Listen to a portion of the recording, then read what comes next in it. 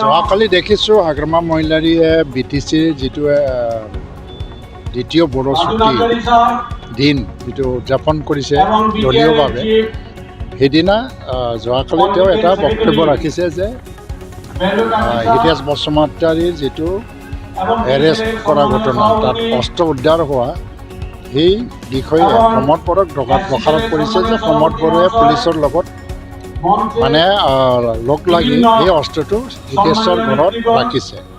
ইয়াত দুটা কথা আহি যায়।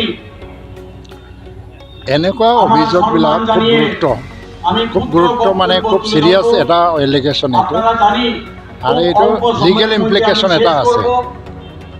যদি মহিলাৰীয়ে কোৱাৰ নিচিনাকৈ প্ৰমোদ বড়োৱে পুলিচক ব্যৱহাৰ কৰি অস্ত্ৰটো ইউ.জ বসুমতাৰীৰ ঘৰত ৰাখিছে,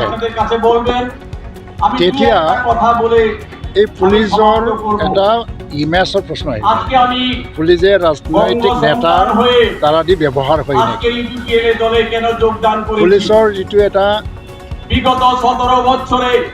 যে অসম পুলিচৰ যিটো এটা এষ্টাব্লিছমেণ্ট আছে, আইন লৈ পেলাই তেওঁলোকে চলি থাকে, তাৰ ওপৰত ডাঙৰ এটা প্ৰশ্ন কৰিছে। এই প্ৰশ্নটো প্ৰমোদ বড়োক অভিযোগ দিছে যদিও অভিযোগৰ লগে লগে অসম পুলিচৰ এটা লেজিটিমেচি বা তেওঁলোকৰ চিনচিয়াৰিটিৰ ওপৰতো এটা ডাঙৰ প্ৰশ্ন তেওঁলোকে কৰিব যে অসম পুলিচে এনেকৈ আপোচ কৰে। এইটো কাৰণে আজিৰ কাৰণে আমাৰ দলীয় মুখপাত্ৰ বা জেনেৰেল ছেক্ৰেটাৰী এটা প্ৰত্যাহ্বান জনাই কৈছে যে প্ৰমাণ কৰক। ময়ো এইকাৰণে ব্যক্তিগতভাৱে বেলেগ কথা নকৈ ইমান গুৰুত্বপূৰ্ণ এটা অভিযোগ তুলিছে যেতিয়া প্ৰমাণ কৰি দেখুৱাটো তেওঁৰ এতিয়া বাধ্যতা হৈ যাব, প্ৰমাণ কৰি দেখুৱাব লাগিব।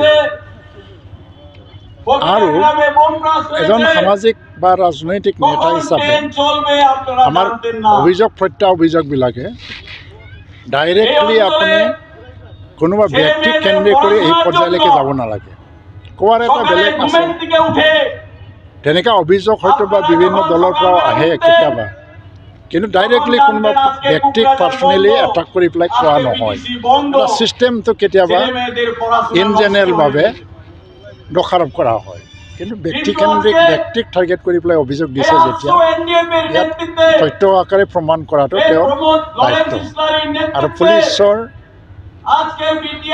পুলিচ ডিপাৰ্টমেণ্ট হিচাপে তেওঁলোকৰ যিটো এটা ষ্টেণ্ডিং, তাৰ ওপৰত এটা প্ৰশ্ন কৰিছে যেতিয়া, এতিয়া সেই কেফিয়তো তেওঁ দিব লাগিব, সেইখিনি মই জনাম। কাৰণ তেওঁ যদি প্ৰমাণ কৰিব পাৰে কোনো কথা নাই, প্ৰমাণ কৰক। কথাটো হৈছে যে পুলিচ প্ৰশাসনে প্ৰমোদ বড়োৰ দ্বাৰা ব্যৱহৃত হৈছে বুলি কোৱা এটা ইনডাইৰেক্ট চেন্সত এই অৰ্থটো আহিছে। ইমান ডাঙৰ এটা গুৰুত্ব অভিযোগ তোলাৰ আগতে তেওঁ কিমান প্ৰিপেয়াৰ হৈছে তেখেতৰ কথা।